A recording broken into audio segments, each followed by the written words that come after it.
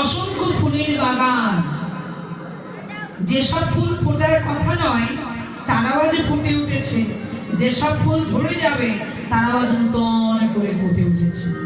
দর্শন করছে কি আজ ফুলবন দেখি বৃন্দাবনের সমান।